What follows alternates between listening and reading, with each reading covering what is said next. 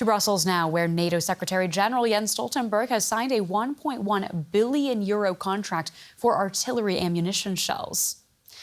Stoltenberg said the investment came as Russia's war in Ukraine has become a battle for ammunition. The supply of the 155mm shells used in Western guns has become critical. The European Union had promised to deliver 1 million shells by March of this year, but European Parliament lawmakers say only 300,000 have been delivered so far. Ukraine has long warned that its army faces a very real and pressing ammunition shortage in its war against Russia. Let's talk to DW's Terry Schultz in Brussels, who's following that story for us. Terry, tell us more about what we know about this investment. Is it all going to Ukraine?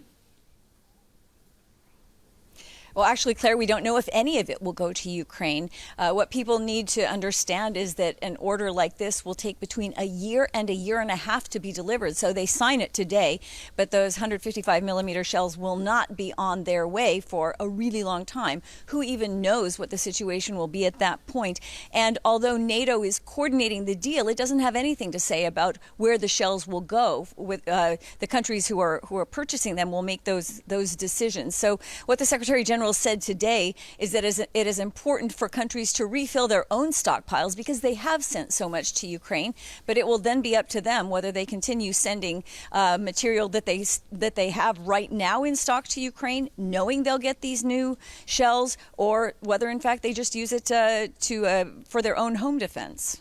I see. And tell us why we're seeing a focus then specifically on the 155mm artillery ammunition. Well, that has become the ammunition that most NATO allies use. So it's commonly used in the equipment that allies buy, although each country has its own standards, which has been somewhat of a problem in making joint procurement like that. That's why that's a success for NATO today, because when you have countries buying it together, that means they've agreed to use the exact same shells, making these larger orders possible. That would also be a big help to Ukraine, because it would mean that any 155mm shells sent to them could be used in whatever equipment they have. That's still years away for this level of standardization, but it's a good sign that they're looking towards it and that they're able to make more cost-effective and also capacity-effective decisions about ammunition procurement.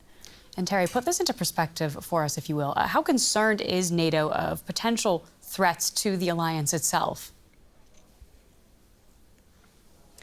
Well, as especially the frontline states will always say, if Ukraine loses, Russia has its eyes on them next. And they very much believe that. And that's what Secretary General Stoltenberg said today as well. He said we need to continue supplying Ukraine at the same time as we refill our own stocks, because if Putin wins, that means that NATO territory is in danger next. At the same time, we don't know how long countries will continue to supply Ukraine, even with what many NATO allies feel is an existential threat right there at their borders.